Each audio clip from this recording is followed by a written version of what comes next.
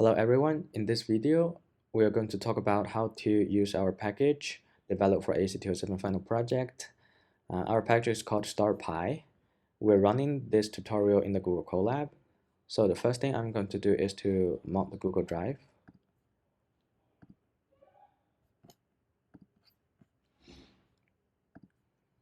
And then I'll cd to the dataset directory, which contains the local data we're going to read in the future. And the next thing I'm going to do is to install our StarPy package. And the extra packages that we have to install for the Google Code Drive is different int.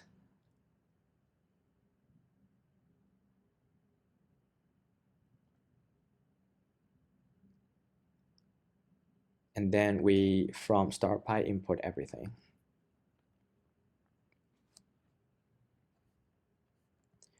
Okay, so in section 1, data interface, we're going to show you how to use StarPy package data interface module to acquire data from SDSS server.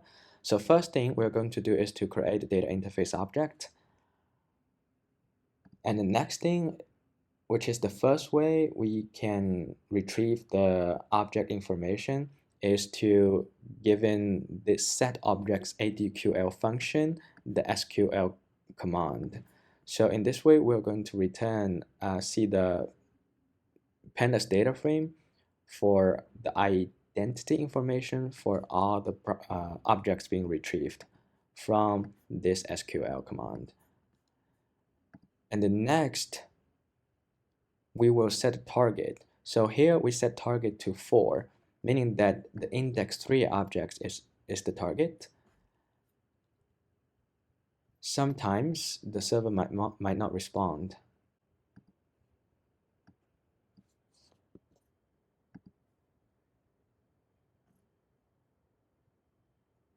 Okay, so server responded. So next thing we could do is to get spectra, which is to get the spectral data from the object. So this flux and the log lam of these data corresponds to the object index 3. The other way we can do the same thing to get the data, to get a spectral data, is to give set object constraint function some constraints, including ra and dak. And the third way is we could read the spectral data from local fits file. So first thing we have to use fits.open and then give it a path. This test data contains the fits data, and then we call the function get spectral local and pass in this test data, and then we will get the spectral data. So the next thing I'm going to introduce is how to get the metadata from our package. So the first thing is we pass this metadata extraction class to an object, to a variable, and the input argument is going to be data interface that we defined before. And the next thing is we get metadata basic. After we call this function, we'll get the basic information, metadata information of that object. So that including the identity information, the class, redshift, RA-DAG, and the line EW. So we can also customize the metadata that we want. We just define and pass in the name of the metadata that we want. Be careful about the letter case. Usually they're all upper letter. And then the function is going to return the metadata to us. The next thing we could do, the other thing we could also do is every time we get this metadata, it's saved as an attribute to the meta class. So now after we get some data from the interface, we can now proceed to perform some pre-processing functions on the data. There are 4 major tasks we can do here. The first we can do is the normalization. So we first need to define a data preprocessor object before we can use this module. And the normalization functions will basically allow us to have the flux at mean to be 0 and standard deviation to be 1.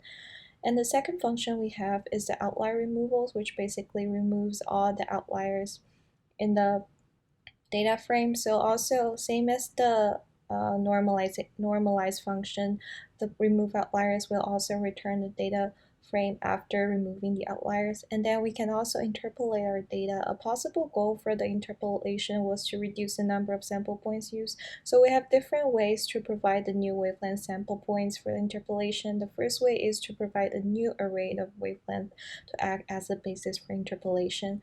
So this is the first way to do it. We will also get the return data frame after the interpolation. And the second way we can do is provide the number of samples for interpolation, and also we will get the return data frame after the interpolation. And the third way we can do it is by providing the wavelength spacing we want for the interpolation, and here is what we got after the interpolation, also a data frame object as well.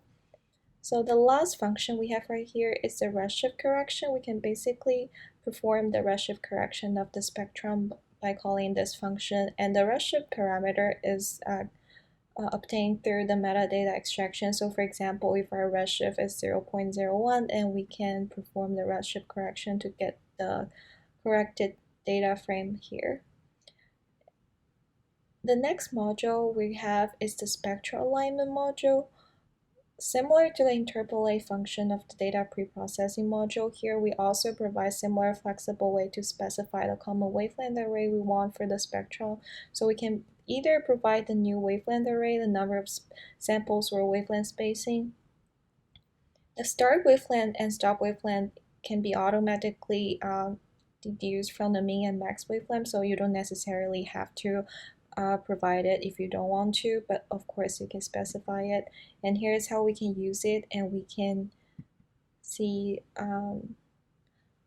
the aligned data to be also a data, the list of fluxes and the wavelength after the spectrum alignment.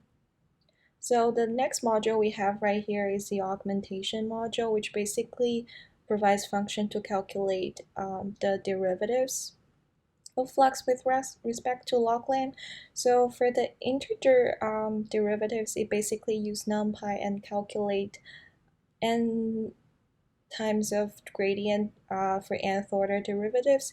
And for the fractional derivatives, it utilizes a different library to calculate the numerical differentiation. So optionally, you can also interpolate the sparse data before differentiation if the user has really sparse data to begin with. So the results we need to first define an augmenter object before using this module, and then we can call the calculate derivative function right here. For example, I am specifying the order to be 2 right here, and then we can get the result also as a penta data frame. So for fractional derivatives, similarly, it will also provide the result as you just need to specify the order of derivatives here, and it will also provide a result as a penta data frame. But lastly, if the user wants to interpolate the data before calculating the derivatives, they can specify they can set the if interpolate to be true, and they can also optionally set the number of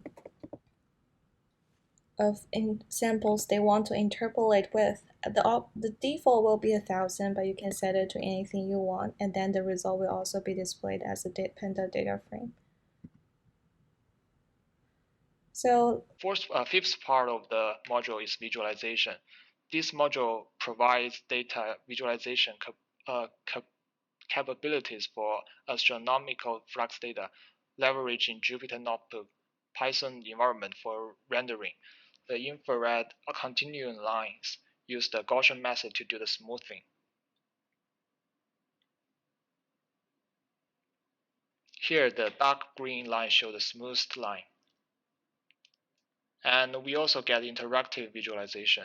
This module provides interactive data visualization capabilities for astronomical flux data.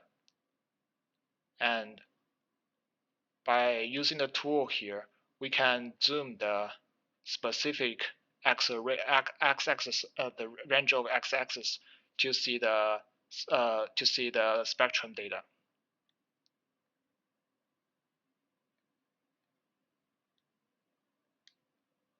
And the final part of the module is machine learning.